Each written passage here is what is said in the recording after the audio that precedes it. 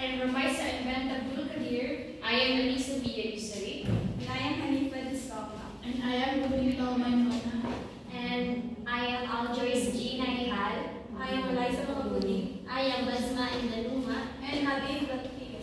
So, kulang po kami kasi yung iba wala pa dito yung mga senior na iba. So, for this day, we will be doing the activity 2, magnets can cause movements too. So, ang gagawin namin is, yung magnet is, gagawin namin, i-move namin yung ibang materials namin dito using the magnets. Kasi nag-cause na yung magnets na motion. So, ito yung mga materials namin. We have yung mga magnets namin. Dapat bar to, pero parang bar na din siya. And then, we have this string na yarn yung ginamit namin. And then, itong mga paper clips, supposed to be apat dito. And then, dapat compass. So, wala kami compass. And yung ginamit namin na alternative is itong foam na lang. And, try namin siya, gumagana naman. So, yun. So, mag-start na tayo. First, okay. So, in this activity, you will try or you will be able to make a standing magnet fall by using magnetic force without touching it with another magnet. And you will also try to move paper clips with magnetic force. And lastly, in other task, you will be able to discover that magnets move the hands of a compass by moving the magnet near the compass without touching it. So without further ado, let's start.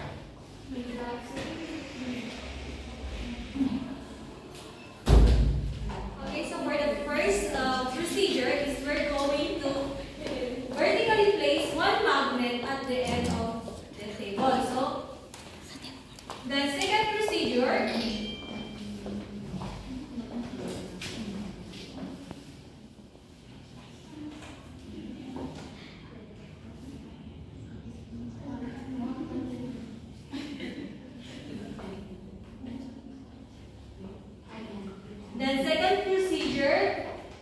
is itatalin natin yung isang magnet naman. At without the two magnets touching each other is dapat malaglag itong magnet dito. Yung naka-stand na magnet. So let's start.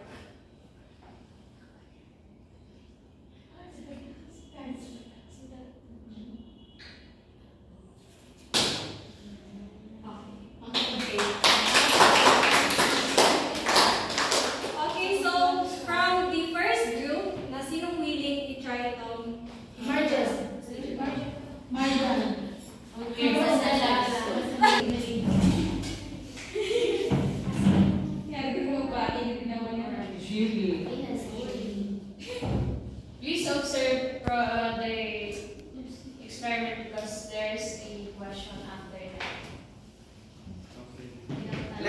Without touching it.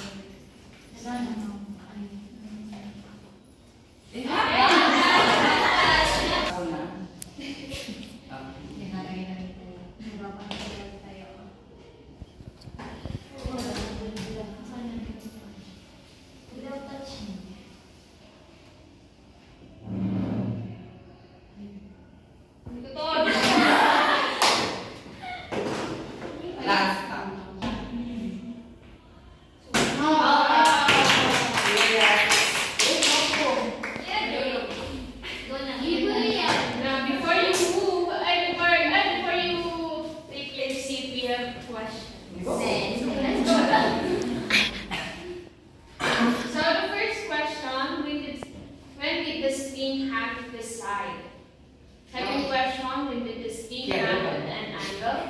Third, what made the steam hand at an angle? And fourth, what did you do to make the standing magnet fall? First is do the steam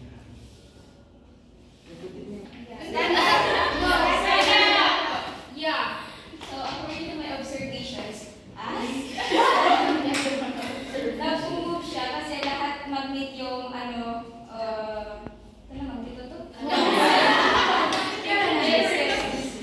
So kapag pinagdikit yung magnet, talagang mag-move or piling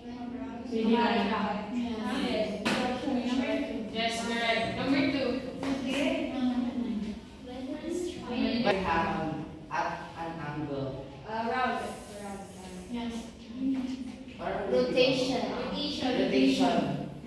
So what made the string have an magnet? Same. And last What one. did you do to make the standing magnet fall? Of course, pahaway namin. Is we're going to hold the bottom of the standing magnet and lower the other magnet by its string. So, i-hold natin yung bottom ng standing magnet. Tapos, lower the other magnet by its string.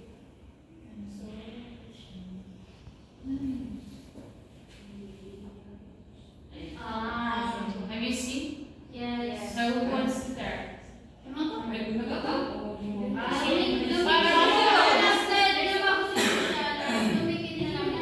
Yes. From the first group ulit, nasa anong gusto mo?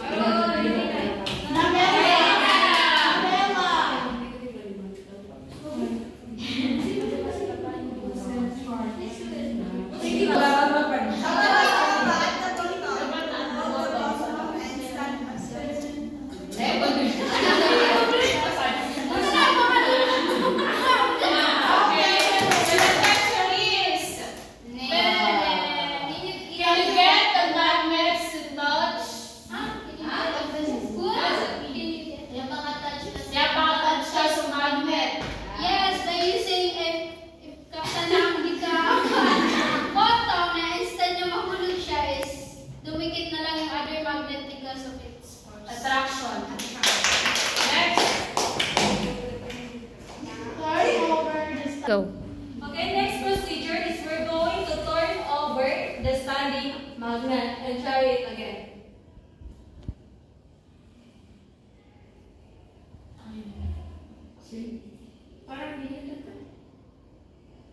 Parang matikid yan yung bigla. Koto, di ba kailangan na di Na-force ko na. Na-force na. Parang bihos din na. Parang nakakover ng yes. Negative positive. Parang, Okay, push up. Yes. kapag yung sa kilid na, parang nagagawa ko na. This ends to touch.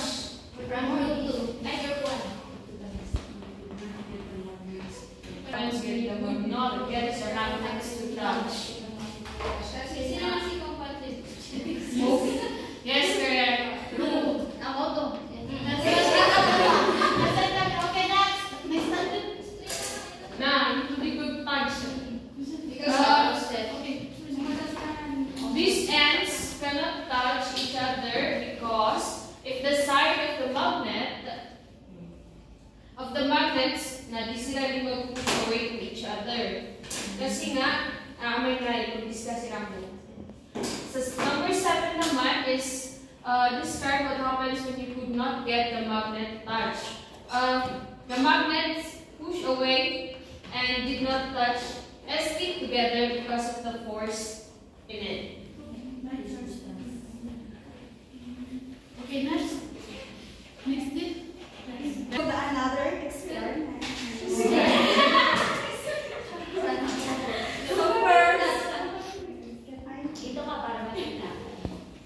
So, kailangan, like one magnet stand at the end of the table. So, kailangan magpa-stand tayo ng magnet at the end of the table.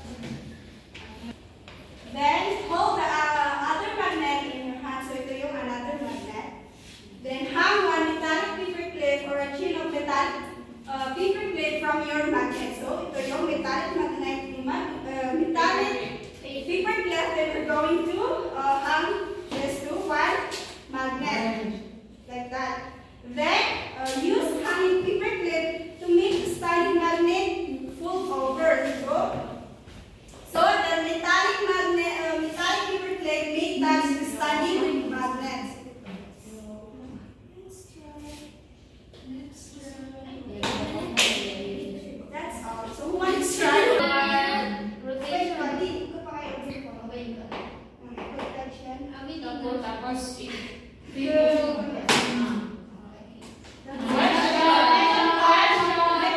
Questions that you have to. how did you accomplish this task? Paper clips,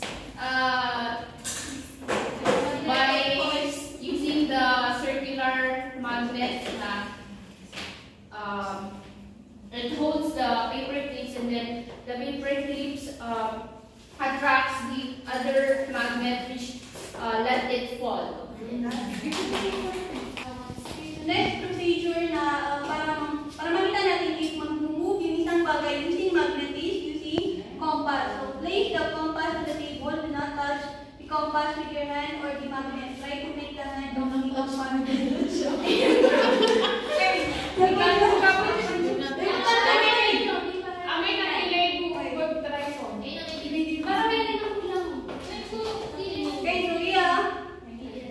Alternative compass.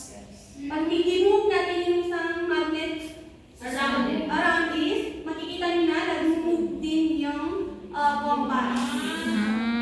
Pagkayo din ang pag-turn. Sinong gustong mag-try? Sige,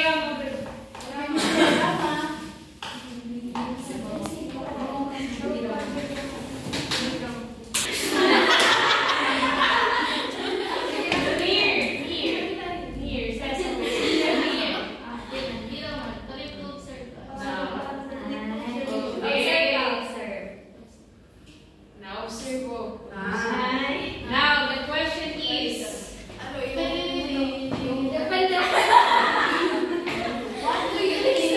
what do you think makes the hands of the compass move?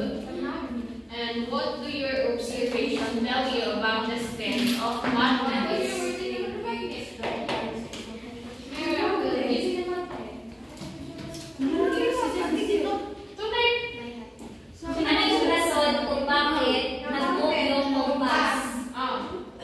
That's the reason. Sa magnet na observe ko na parang sinapalo niya yung paano frequencies.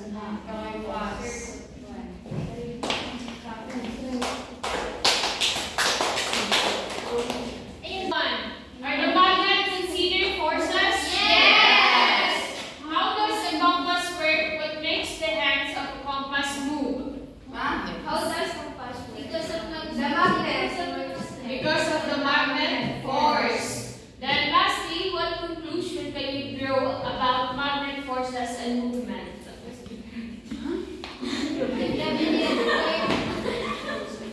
There's a more force. Also, magnets can move things without touching them. They can pull or push objects and even change the direction of a compass. Tama? Yes! Yes, thank you very much for the participation. So now let's proceed on let's have first the recap about the force and motion before I have discussed with you how this mechanism works. So we have here the force and motion, and then object cannot start to move by themselves. They need the force to push over them before they can start off. Or stop moving. It takes certain force to make things start or stop quickly. So in short, that very sabotable naman, no?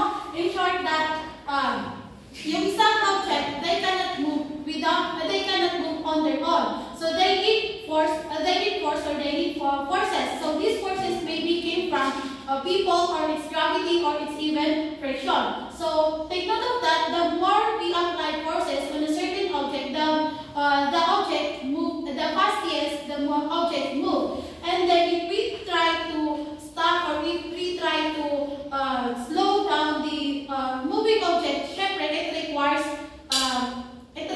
force too. Now we have here also another important principle that discuss about the force and motion. We have here the Newton's first law of motion, or the law of inertia, stated that an object at rest will remain at rest, and an object in motion will continue moving in a straight line at constant speed unless acted upon by an external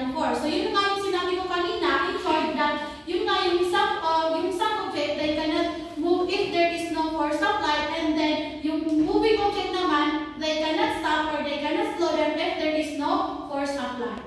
So there are many ways on how this object moves. So one of these example is yung ginawa nyo last meeting na experimentation. Like for instance, yung isang pag-blow using straw is nakaka-move yung bottle without water, and then yung isa pa na yung water.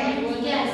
So we have here also the magnetism, which kanina na ginawa natin kung paano ba nag-work yung magnetism. So later on discussed by Miss Neiham.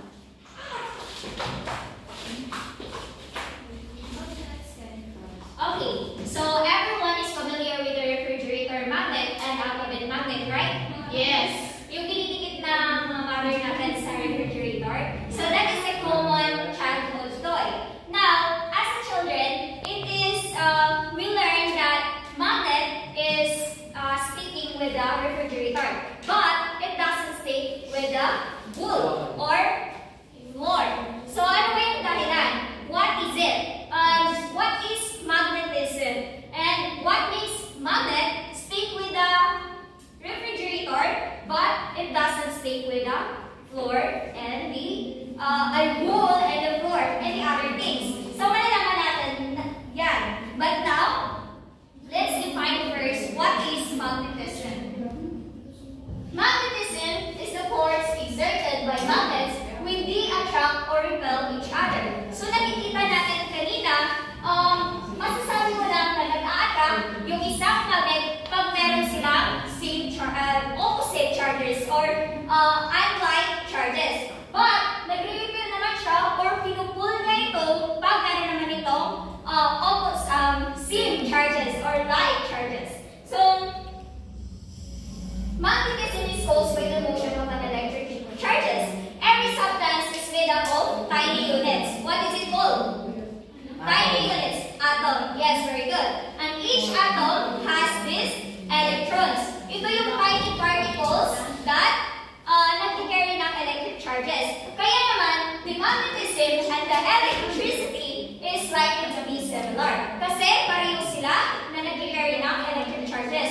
Meron itong protons, neutrons, the positive charge, the negative charge, and the no charge. But that is only for the electricity. But here in the magnetism, meron tayong positive charge and the negative charge. Ito yung dahilan ng magnetism. Okay, so spinning like tops, no? Yung atoms, yung electron in the atoms, nag-iikot siya in the core, sa ilalim ng atoms. So pag-ikot niya dyan sa ilalim ng atoms ng isang substance, dito na yung movement ng isang yung movement niya or yung motion niya is nag-generate siya ng electric current. And this is the cause of each electron sa atom na yun, yun yung naging dahilan kung bakit nagkakaroon ng microscopic magnet. Okay.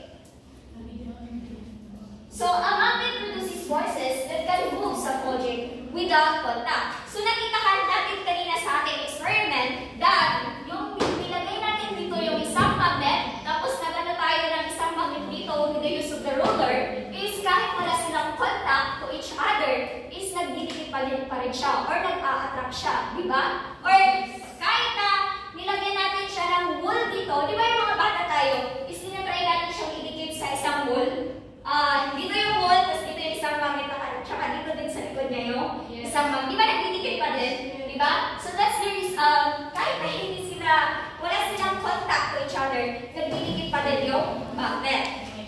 Now, may mga magnet na hindi nagdidikit. Or may mga substance na may mga substance na hindi dumidikit sa magnets. And most of the substance, equal numbers of electrons that spin in opposite direction.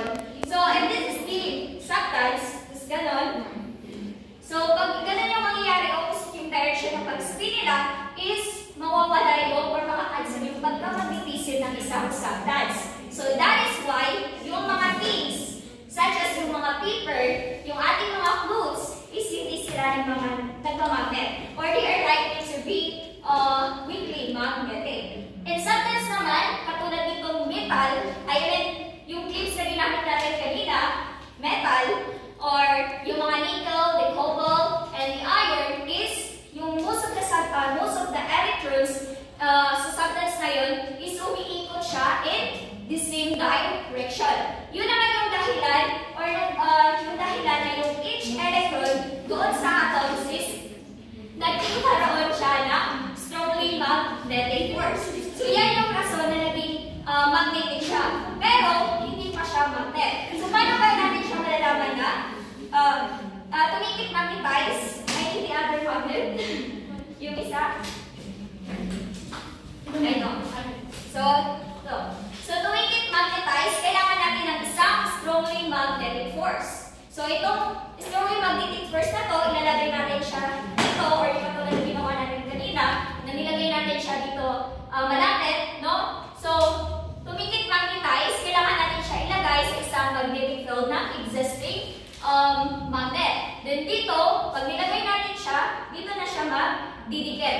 Diba? Nagdidikit siya.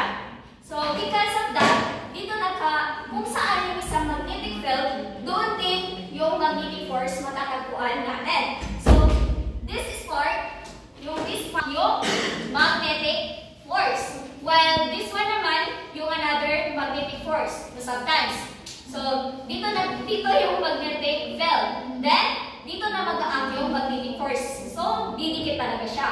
So, yan yung dahilan kung bakit yung isang substance is dumidikit siya sa magnet because of the magnetic field and the magnetic force. So, meron din tayong, in all magnets, meron din siyang tinatawag natin na north charge, tsaka negative charge. Hindi siya matanggal. So, ayan. So, meron tayong tinatawag na positive charge or the negative charge or the north and south pole. So, ngayon, dito sa ating magnet is, all magnets could attract each other. And also, pwede din sila mag-repel to each other. North and south. Ngayon, pag binobroke ko to or pinutol, do you think na same pa din yung same pa din yung poles or nagiging north, south? Ano yung Do you think na north-south pa din siya? Or north-south? North-south. Yes, that's right. The same pa din siya. Kahit pupulin natin yung isang magnet, katulad ng ginawa namin dito, actually, isa to. So, pag pinutol natin siya, the same pa din, north tsaka south. Hindi siya magiging north, south. Now, in magnet is, nag-a-attract sila pag opposite yung pole. So, north and south, mag-a-attract sila. But, So, nag-a-attract sila. North and south, nag-a-attract sila. But, pag binaliktad ko to, nagiging south-south or north-north. So, yung mangyayari, hindi sila didikit or they will pull each other. Kaya, kasi yung magnetic force dito is in opposite direction. Dito, pa dito. But, pag binaliktad ko to, yung mangyayari is yung direction ng kanilang magnetic force is yun na. Pag ganon, tsaka pag ganon. So, magdidikit sila. So, yan yung rason ng magnetism. And that's all. Thank